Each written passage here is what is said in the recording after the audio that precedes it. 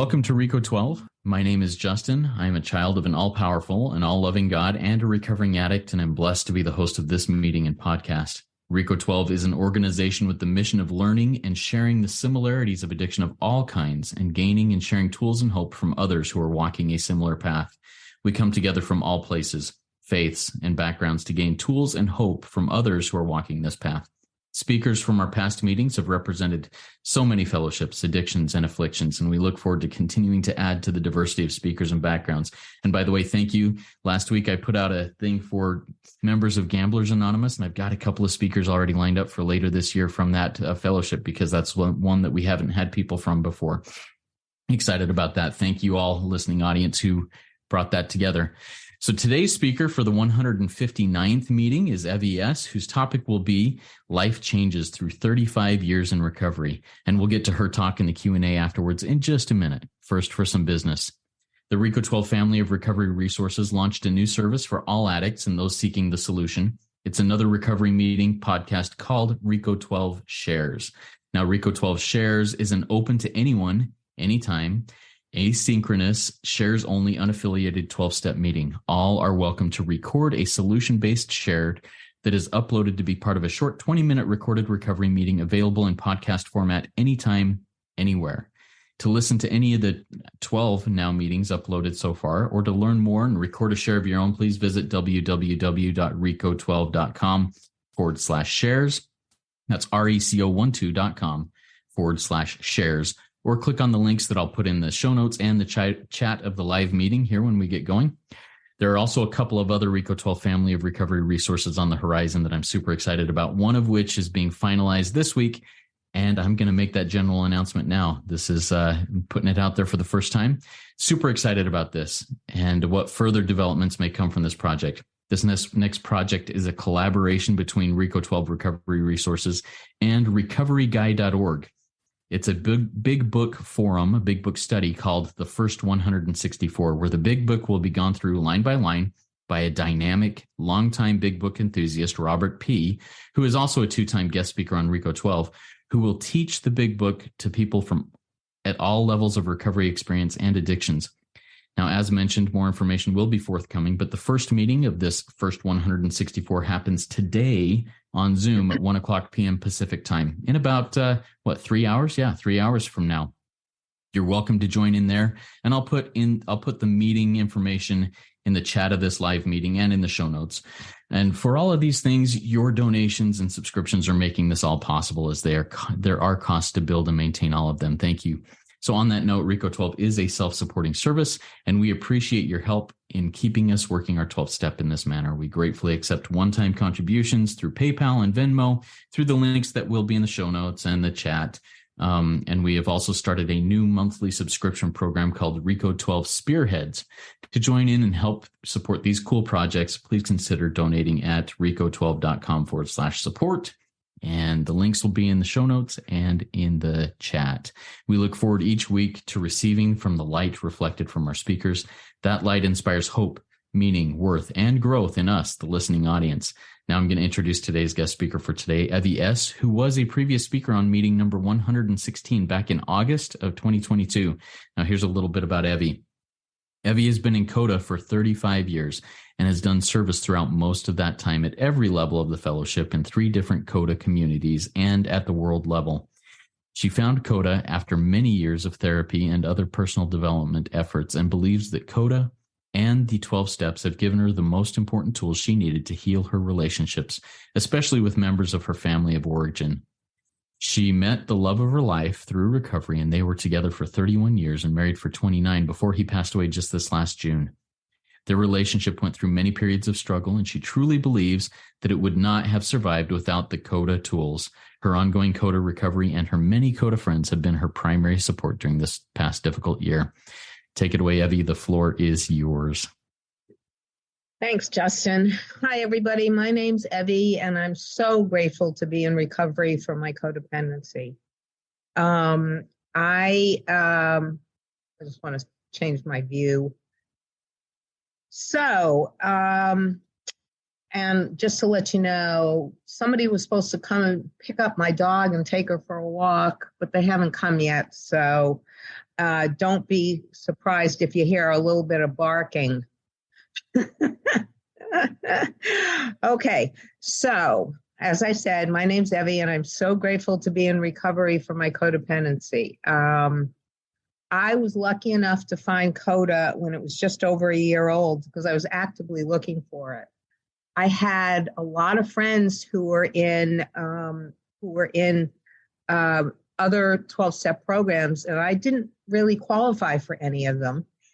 So I was looking for something for me, and a friend of mine brought me a flyer that they had gotten at a meeting. And I went to my first CoDA meeting, and I've been doing it ever since. So very little bit of background. I grew up in a family. My mother was a Holocaust survivor. She was not in the camps. Her family was smart enough to get out of the German part of France where they lived. She lived in the south of France through her major teenage years during the Holocaust, which really messed with her. She met my father. She met my father right after the war. He was an American serviceman. I'm not going to waste time on telling you the romantic story, but anyway, they got married in June of 1946, and I was conceived on their honeymoon in the south of France and born in Brooklyn. How's that for a come down, right? So, my mother was very messed up because of that. I mean, she came across as a loving person, but she wanted to make me what she wanted me to be. And I am the most different one in my family. Always was and my father was, kind of a Casper milquetoast. So my growing up years were challenging in a lot of ways. I discovered boys at 9 years old and never looked back. And I just went from one relationship, it was crazy. And I managed to be married and divorced twice by the time I was, like I said, okay, it'll be quiet from now on. So I managed to be married and divorced twice by the time I was 28, and I had a 2.5-year-old son, and I figured I got to do something. So I started doing therapy. I did a lot of therapy. I did the S training. I don't know if any of you know that. It's been called Forum and Landmark also. That actually helped me amazingly. But something was missing. And I was just turning 40 when I actually got into a relationship in a healthy manner for the first time in my life. I dated multiple people because I had been one of those people that was, let's go to the movies and get married. I mean, that's what I just was so desperate for love. So I got into a relationship with a really nice person. And unfortunately, it wasn't working. He had just discovered he was an adult child of an alcoholic. It just wasn't working. Turns out in the end, he was not the best match for me. And that was when I discovered CoDA and walked into my first CoDA meeting and knew I was where I belonged. So I started doing CoDA. Back in those days, we didn't have a clue what we were doing. CoDA was a year old. The only literature we had was 3 step pamphlets. So I want to put a plug in for what Justin was saying about the meeting that's going to, or something that's going to be based on the AA Big Book. That's how I learned my recovery. I found the Joe and Charlie AA Big Book workshops, and I've probably done 6 of them in my life. Plus I've listened online. That's how I learned my recovery. And all I did was I changed the word alcoholic to codependent and drinking to thinking. and it fit perfectly. So anyway, about a year and a half after I got into CoDA, I met this guy. Actually, we met online. It's very interesting. In 1989, because we both worked for the same computer company. I started working with computers in 1967. And we met on a 12-step notes file, which was like a Google group. And we became friends. And he supported me through some difficult times. And about 15 months after we became friends, we had our one date because we realized we were already in love. And, we figured we had it made, both of us in CoDA. Of course, at that point, I had 3 years in CoDA. He had 2. Not a lot of recovery at that point. It was a third marriage for both of us. And we thought we had it made. I'm going to come back to my marriage in a little bit, but I just want to talk a little bit because I said I would talk about what my life has been over my 35 years of recovery. One of the first things that happened was that I reached a point where I learned to shut my mouth with my mother. My mother, being a Holocaust survivor, and, she had some crap earlier in her life too, that was, she would come out with some of the most bizarre statements, and I would argue with her. It was absolutely crazy. And I realized finally, I had, thanks to all the therapy and all the other stuff in my 3 years, or at that point, it was probably 4 years in CoDA, I realized that arguing with her was absolutely fruitless. And I had developed enough self-worth at that point where I was actually able, for the first time, she said something absolutely wacko, and I just shut my mouth. And so she shut hers because she had nobody to argue with. And that was a huge turning point. And so little by little, fairly quickly, I was able to heal my relationship with my mother. I forgave her. I truly believe she never wanted anything but the best for me. And she just wasn't capable of doing any better than she did. And the other thing that I learned about my relationship with my mother was that if I acknowledged her before I said something, she could then listen to me. So if she'd tell me to do something, I would say something to her like, Mom, I know you're trying to help, and the way you're going about it just isn't helping. And that was key, because she felt acknowledged for the fact that she was trying to help me. And then I could say to her, this is what, whatever, this is what kind of help I could use, or this is what I feel is the right thing for me. And she could hear me. So that was great. My relationship with my father, it was never as bad as with my mother. However, I forgot to mention this part. So I never cared. I grew up in a Jewish family. Obviously, my mother was a Holocaust survivor. And I never cared whether I dated Jewish guys or not, because it just wasn't important to me. So when I got to college and I met my college boyfriend very early in my freshman year, he wasn't Jewish, and my parents started to threaten to disown me if I married him, which was devastating to me, absolutely devastating.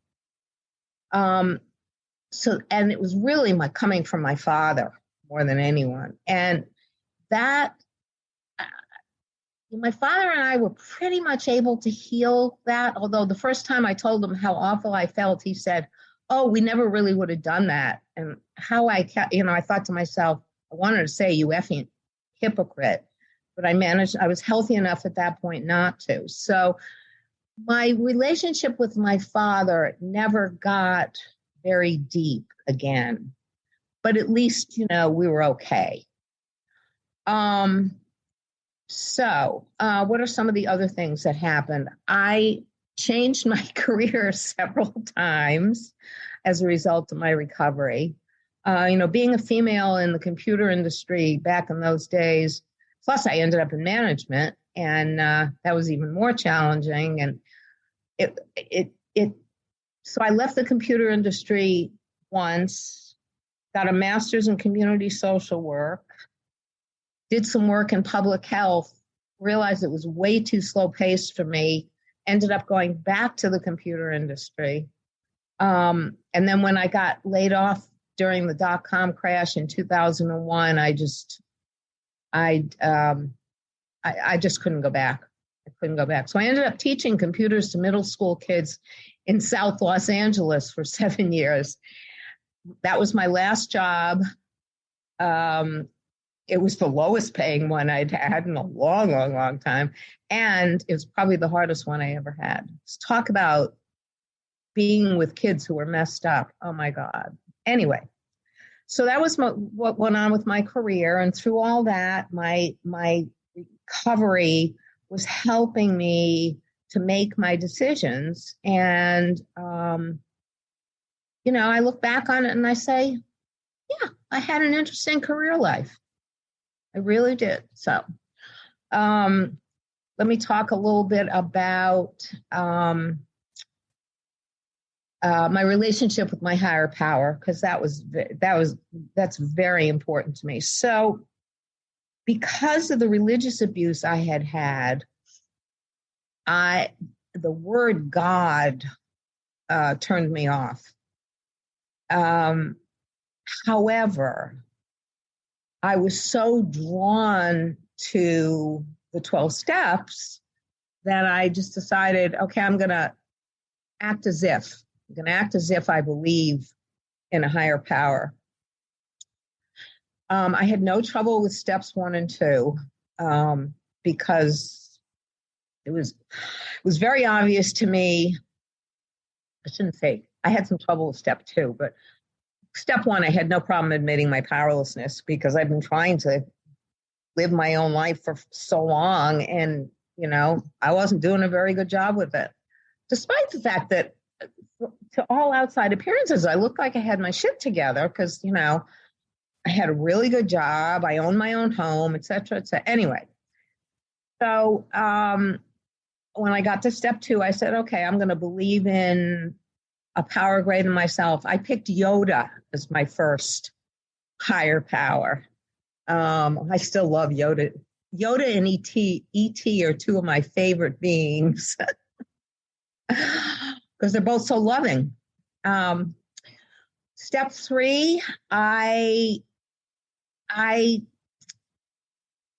first time through, it was hard, but I went through the motions. I can't say that I really believed it.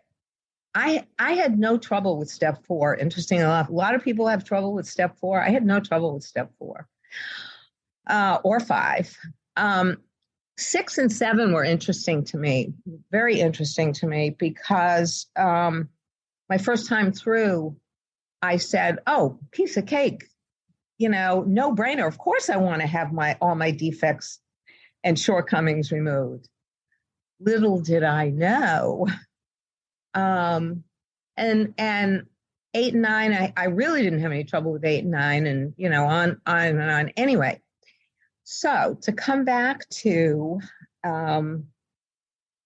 what my higher power is today, I finally realized that what my higher power, and it evolved over time, my higher power is my true self, my healthy true self, connected to the rest of the universe. And it's really interesting because I recently found this, I don't know if it's a prayer, or anyway, aphorism, something like that, this is the way I say it. My higher power is the power within me. I'm sorry. Yeah, the power of my higher power is within me. I said it wrong. The power of my higher power is within me. The grace of my higher power surrounds me. And to me, that fits so perfectly with my belief in what my higher power is. The power of my higher power is within me, my true self. The grace of my higher power surrounds me. That's the rest of the universe. So I say that to myself at night now when I go to bed. It really helps me to sleep. The other thing I do regularly these days is CoDA has a third step prayer. Higher power, I give to you all that I am and all that I will be for your healing and direction. Please make new this day as I release all my worries and fears, knowing you are, the way it's normally done is knowing you are beside me. I say, knowing you are both within me and all around me. Please help me to open myself to your love, to allow your love to heal my wounds, and to allow your love to flow through me and from me to those around me. I love that prayer. By the way, the prayers I'm saying, not the one I just said about the power of my higher power is within me. That's not a CoDA prayer, but the third step prayer and the seventh step prayer I'm about to say are both on the CoDA.org website. The seventh step prayer that I say, higher power, I'll do it the way that it's written. Higher power, please remove from me all my defects of character, relieving me of the burden of my past. I put my hand in yours, trusting that the void that has been created will be filled with your unconditional love for me and for those in my life. What's key about that prayer for me is the word, the void. When I finally realized that I had completely skipped over steps 6 and 7, I went back and realized that it was because what happened, no, not because, it was, the result of it was that I would say, step 6, yeah, I'm entirely ready to have my higher power remove all this stuff from me. I would ask my higher power to remove it. And then immediately afterwards, because of the void, I would take it back. I would immediately take it back. So that word void was really, really, really important to me. So those are things that have helped my life so much. I say those prayers every single day. One of the other things I can't realize, and it's fairly not, within the probably last 10 years, my goal in recovery is to live an emotionally and spiritually happy, healthy, and peaceful life of ease, filled with love, kindness, courage, compassion, safety, and the belief that I am enough, I am lovable, and I am loved. And my recovery has brought me to that, very much to that. I continue to work my program every day, every hour if I need it, every minute if I need it. Sometimes the best that I can do is say, higher power, help me. Not that much anymore. I mean, I don't want to give the impression that I'm still, that much of a basket case, but there are times, okay, so let me get back to because I said I'd come back to my relationship with my husband. So we really thought we had it made when we got together because we figured we're both in recovery. Oh my God. And everybody who we knew when they realized we were together, they said, oh, we always thought you guys belonged together. But then, of course, all our shit started to come out. And he became very verbally abusive. And I went back and forth between responding verbally abusively or going into victim mode. And, I'm an extremely strong-willed person, both of us. He was the same way. It's one of the reasons our marriage worked, because we just made up our mind we were going to do what we needed to do to make it work, unless staying in it was so harmful to one or the other of us that we had to leave to protect ourselves. And thankfully, we never got to that point. We came close a few times. We did couples therapy. One of the things I wanted to mention was, for me to go into victim mode, being such a strong person, I have so much empathy for all the abused women in this world and there are abused men also, don't get me wrong, but there's far more abused women.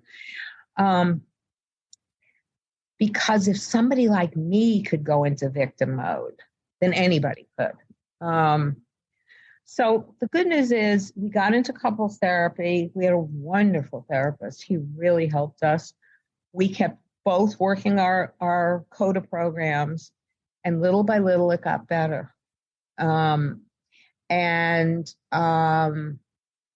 last at least 20 years of our life, maybe even more, was just incredible together. We were best friends before we realized we were in love. We were best friends. We were husband and wife, and we were also each other's primary fellow travelers in recovery. And his loss has just been devastating for me. And yet, thanks to my CoDA recovery, I function. I'm getting better. I do what I need to do. I saw my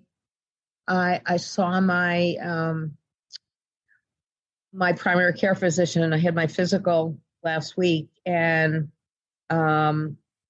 we decided that I did need a slight antidepressant, just to help me, get through this difficult time, because it's so hard. Oh my God, I'm in this huge house. So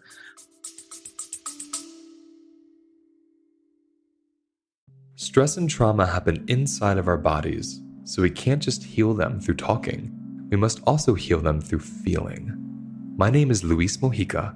I'm a somatic educator and nutritionist, and I'm also the host of the Holistic Life Navigation podcast, where every week I teach you how to release stress and trauma and find a safety inside of yourself through nutrition, self-inquiry, and somatic experiencing.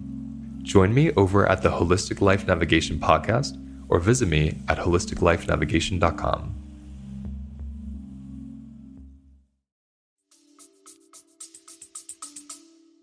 we ended up we met in the Boston area. We lived in Southern California for 19 years because my whole family had migrated out there. We finally realized it was never going to really feel like home, moved back to New England, for which we were both so grateful. And we ended up with this huge house, 3,100 square feet for the two of us and our dog. Now it's just me and our dog. But we wanted a house in, I've got trees all around. You can see, that's a picture of what I see. I'm up in a loft. I wanted a sunroom, and I love this house, but boy, it's hard without him. And yet, I have all my CoDA recovery friends. They are my primary source of support. My family's. I've got no family nearby. I have my husband's family. It's in the Boston area, and they're great. But so anyway. there are about a million other things I could have covered, but in 25 minutes, covering 35 years is quite a bit to try to cover. So I hope that I've given people the message of how important my CoDA recovery has been. I want to say one more thing. I believe that codependency is the basis of all the other addictions. And if you really read the AA Big Book, and they talk about what's,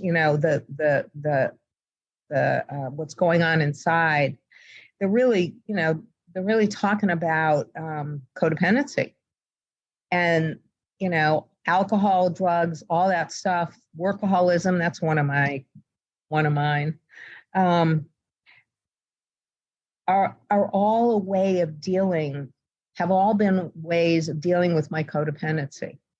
So I am really grateful that I found CoDA as my primary recovery program. I'll go to any meeting today, but CoDA will always be my primary program. So anyway, thanks for listening. Well, thank you so much for your share there, Evie. Your experience, strength, and hope are powerful, and I appreciate the vulnerability and the sharing of your relationship. Good stuff.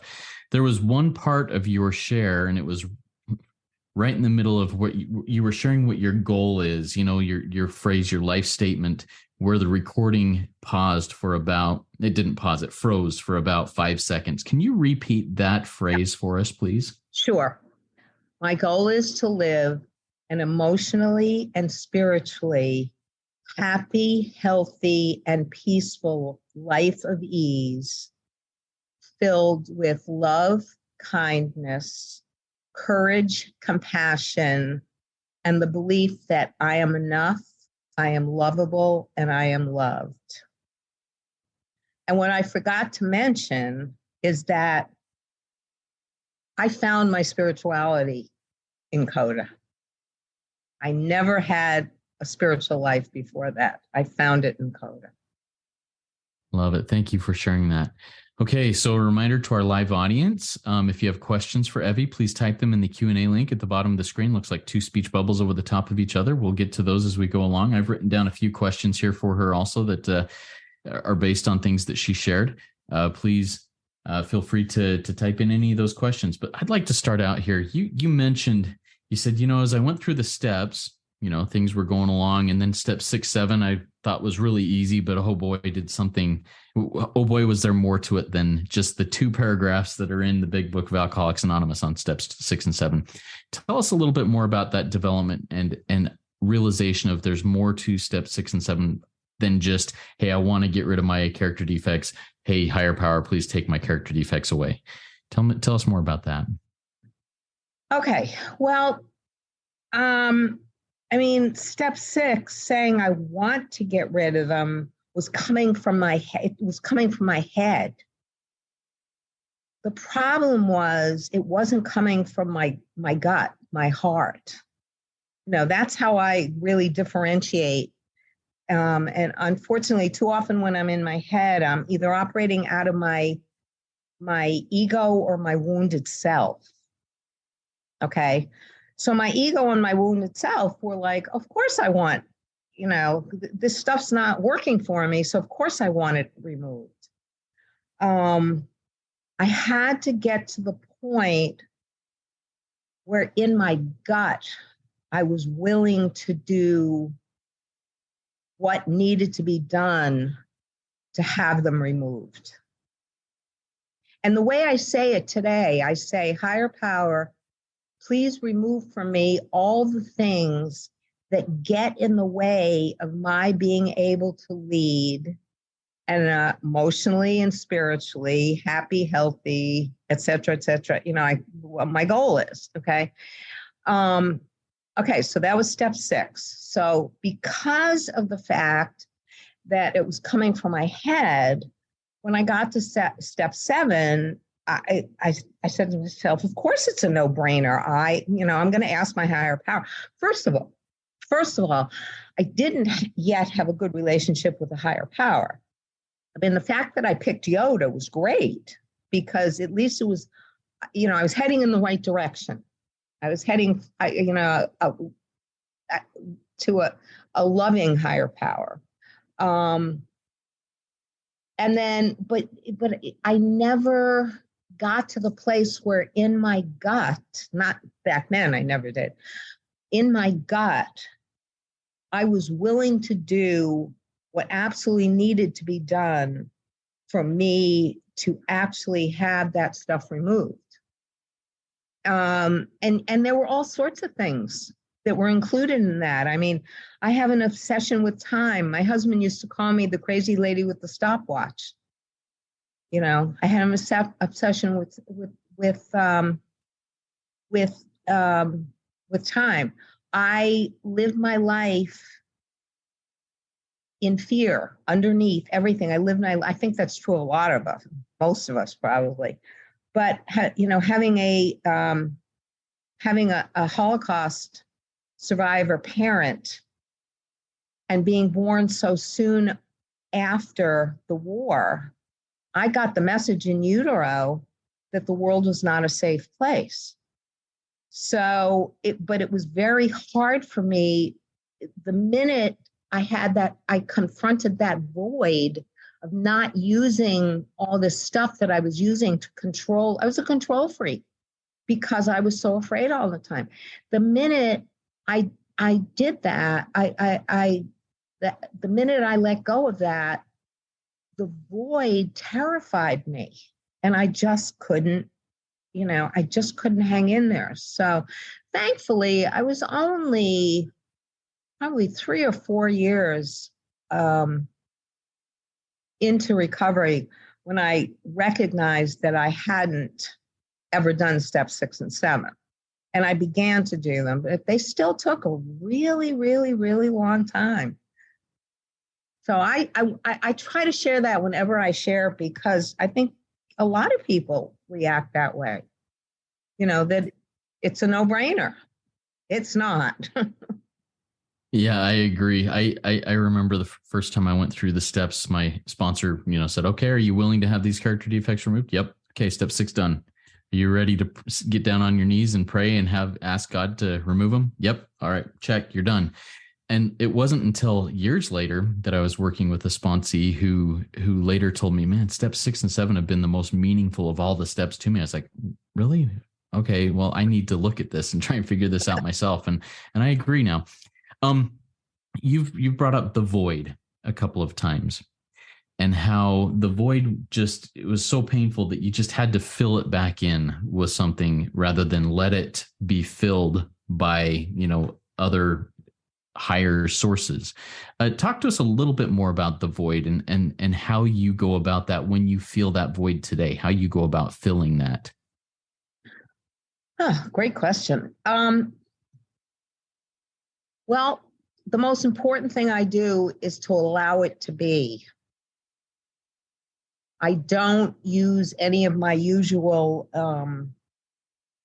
methods for dealing with my feeling, dealing with what's coming up. It varies depending on what I'm feeling. I love meditation.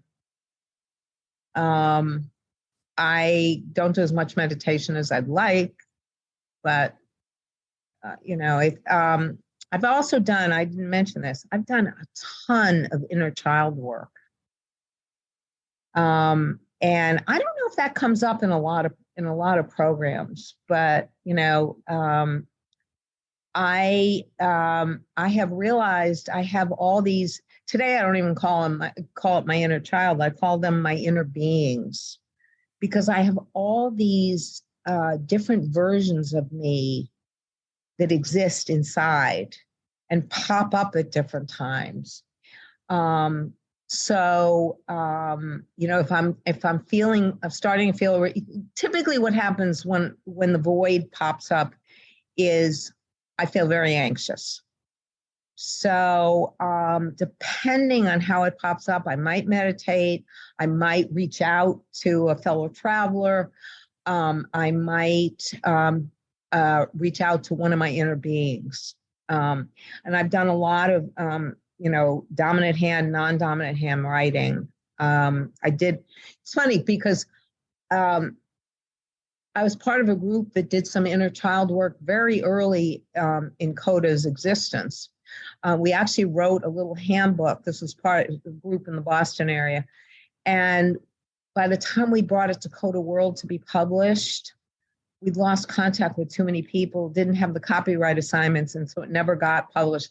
And in retrospect, I think higher power is taking care of us because we didn't really know what we were doing. I went through a really bad depression when I lost my last high-tech job. When I was laid off, I had this huge fear of lack around money, and I went into the worst depression of my life. 13 years in recovery, and I went into the worst depression of my life.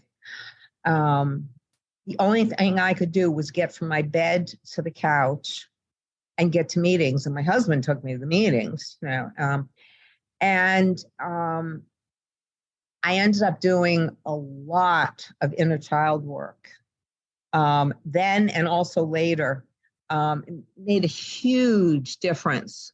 So sometimes today, when I'm feeling the void, I will look to see which inner being is the one that's feeling the anxiety. It's typically anxiety or whatever, and I will talk to them.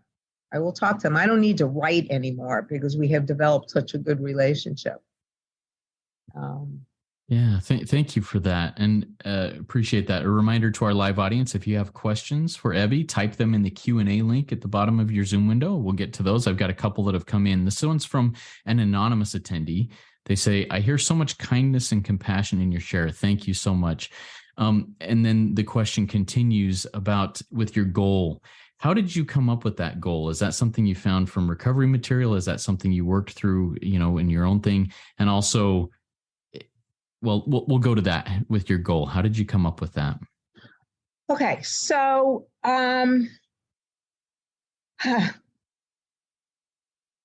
it was a whole bunch of things coming together at the right time. One of the major ones was I did a lot of, when I was living in Southern California, I found most amazing yoga instructor. Not only was she an incredible yoga instructor, but she was one of the most spiritual people I had ever met. And when we were doing Shavasana one day, she said something, and I don't even remember what the exact words were, but out of that, what she said, I got the framework of it. And so I just started to repeat what she had said, and I can't even remember because I've been doing the whole thing for so long now. And then as I was doing it, I would say, that isn't quite right for me. Let me see what makes, and I would connect with my higher power. What makes more sense here?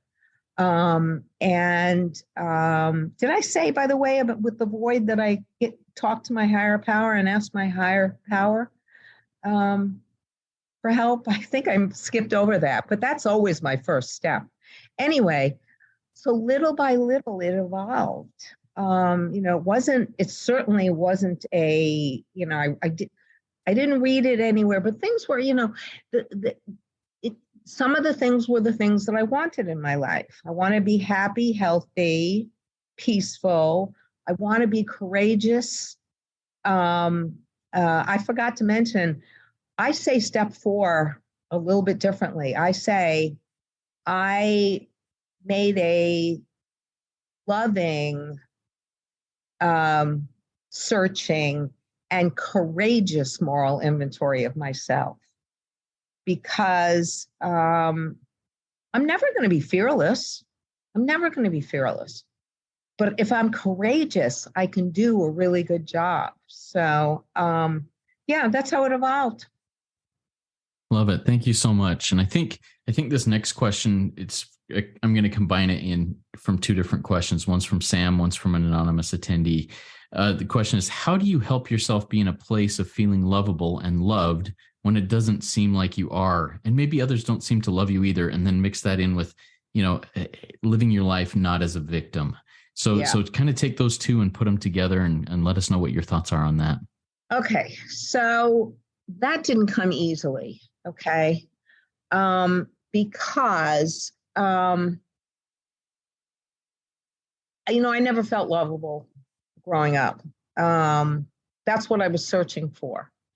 I didn't get the message from my parents that I was lovable, even though in retrospect, they loved me very much. So the most important thing for me was to develop the love for myself.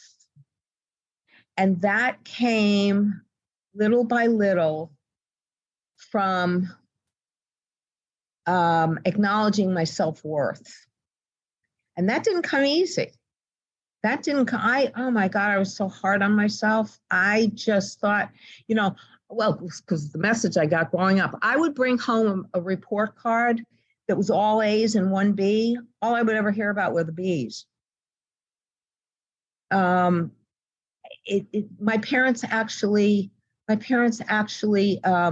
mother grounded me for 2 months because I only had a B average one semester.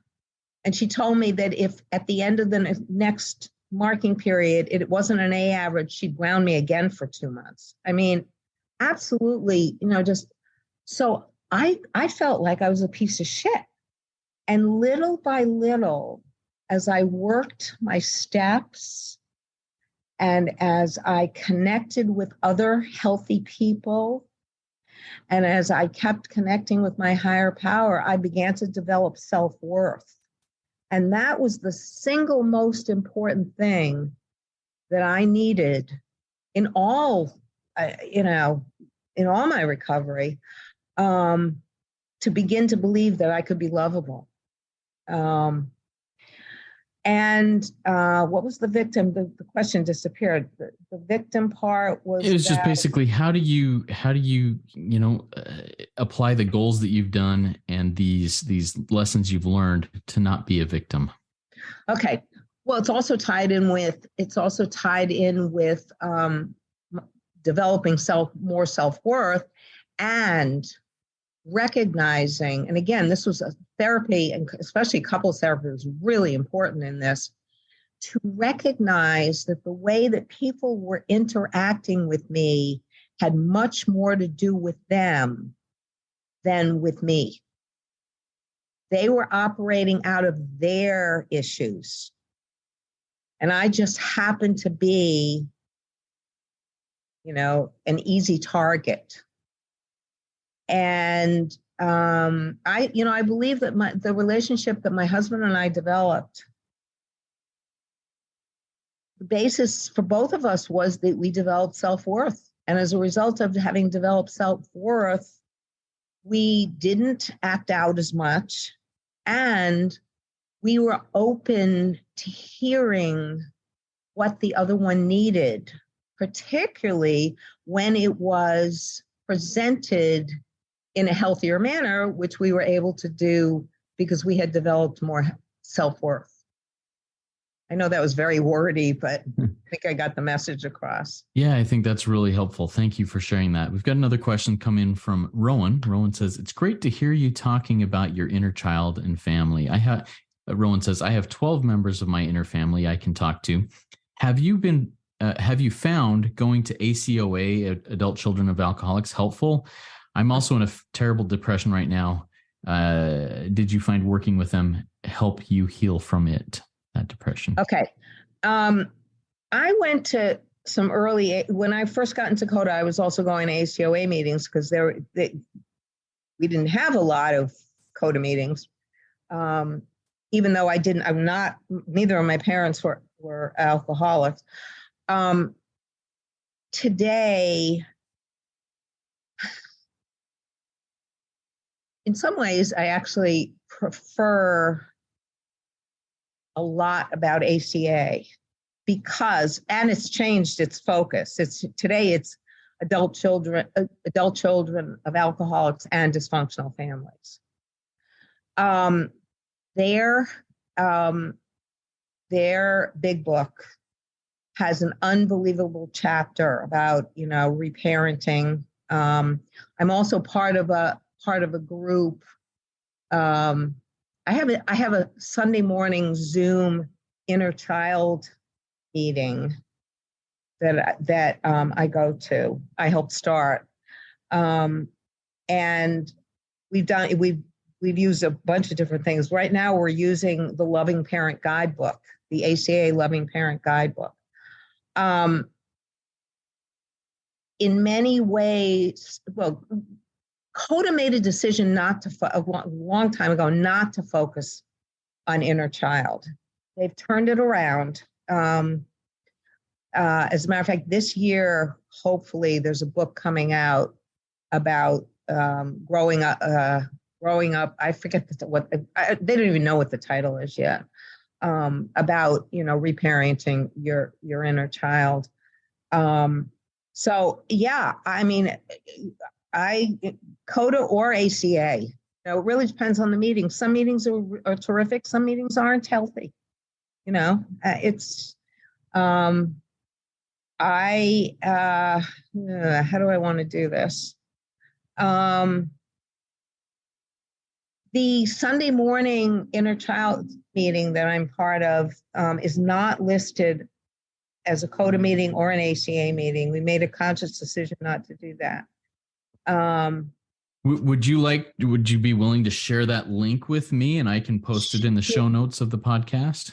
Sure. That's a great idea. Okay. Yeah, so I think that's a good way to do that. So just email me that link and I'll put right after we're done and I'll put it in the show notes. So if anybody's interested in joining in that Sunday morning meeting with the inner child work, please check the show notes of the podcast when it comes out. Excellent. Thank you, Evie. Got a couple more questions here. First of all, I guess let's go back. Did you finish answering that question that you wanted to answer there? I think I did. Okay. Can you? I think you did who asked too. It? Can the person who asked it? They can put something in the chat if they have further questions. Yep. Yeah, I kind of lost track. Yep. Perfect. Thank you. All right. We have another question that come in. It's really hard to find a balance with being responsible for my actions and not being accountable for my spouse's actions or feelings, especially since I'm an addict and a betrayer and my spouse is not. How do you clarify what you're responsible for in your interactions with others? I use the fourth step. I use the fourth step chart.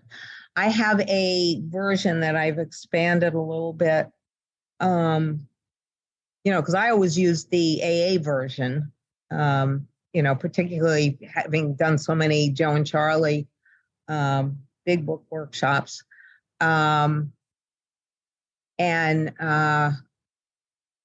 It's not, it's, the most important thing is, I think,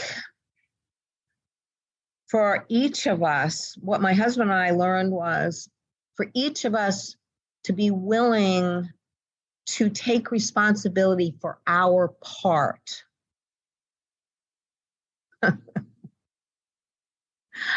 Yes, Sam. Sam has asked if I can share my expanded four-step chart also. I'll send that to you also. Awesome. Justin. I'll post it in the podcast. Awesome.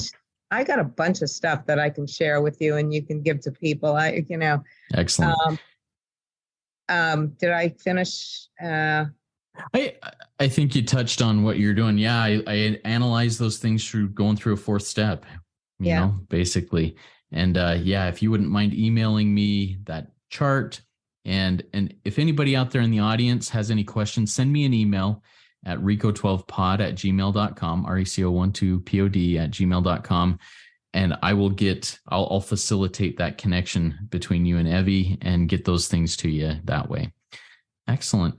Yeah. Evie, before we wrap things up, are there any other words of wisdom that you have for us as we do that? I just want to say that I want to encourage people not to get discouraged. I talked about the depression I went through when I was 13 years in recovery. it took me a month to get through that. And it wasn't easy. I was doing therapy. I was doing a lot of 12-step work. But the good news is that by the time I got through it, my fear of lack had virtually disappeared. Not completely, but almost disappeared. And I find that, my greatest growth comes out of my biggest pain, which isn't a lot of fun. Nobody ever said recovery was going to be fun. But, I remember the phrase, the book, whatever, I can't even remember who, there was some back in the 80s. Oh my God, there were so many books that were written. What you can heal, what you can feel. It might have been Louise Hay. It might have been, anyway, it's not important, but, and, I've learned that I have to let myself feel what I'm feeling, the grief. I mean, the grief that I'm going through, I just, it made sense in this instance to start taking a slight antidepressant just to help me elevate a little bit. But I won't stay on it that long because of, I just, I've got to be able to feel my feelings, and I'm still feeling them. They're just a little bit less overwhelming. So, hopefully I've answered. I have a question for you. Sure. Do the chat notes also go in the thing you put together afterwards? So the chat notes, I can save those. Well, I can download them too. Yeah, you should be able to do that, I think. It may be in the permissions. Anyways, yeah, but all questions that are asked in the Q&A, I can save and keep there. The chat notes are a little bit more difficult, but we can do that here. And so, yes, we got another question. I haven't had a chance to read the chats. Mm-hmm. I've been busy.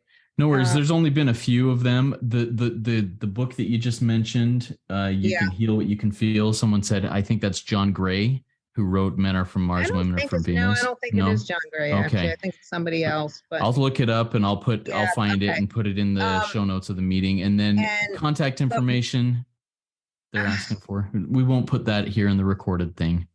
I prefer that they contact you and you contact me, and I will give permit, one at a time permission. One at absolutely. A time permission. Yeah. Cause otherwise I'm afraid I'll get overwhelmed. Yep.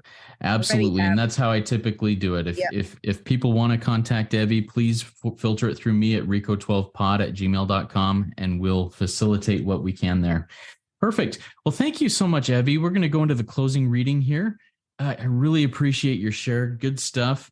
For those of you in the live audience and those of you in the podcast world, if you have further questions, please consider joining our WhatsApp community or Facebook page, and join in, ask questions, answer questions that may come up. If you're inspired from this and want to share something of your insights in a 12-step type share, please go to the RECO12 Shares Speak Pipe link that was in the chat here and also in the show notes, and share that 2 to 4 minute share there. And if you haven't yet rated and reviewed the podcast in Apple Podcasts, well, why not? Please go do so now. It's a great way to help us get that message out to more and more people. And I invite the audience to come back next week when we'll be hearing from Daniel P., who's another first-time RECO12 speaker, and we're excited about having him here to share and hear his experience, strength, and hope. Now let's launch off into the rest of our day with the CoDA closing prayer that Evie will say for us. Okay. Moment of silence.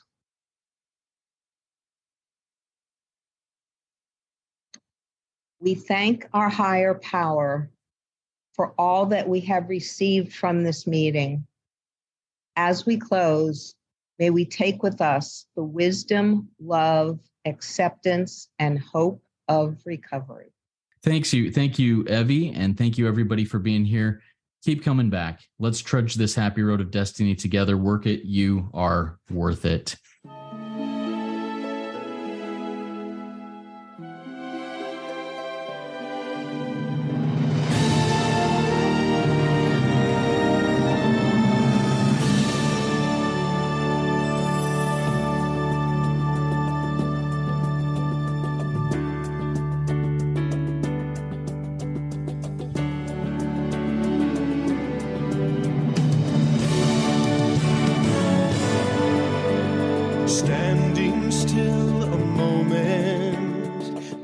carving out this time, reflecting on the landscape of this life of mine.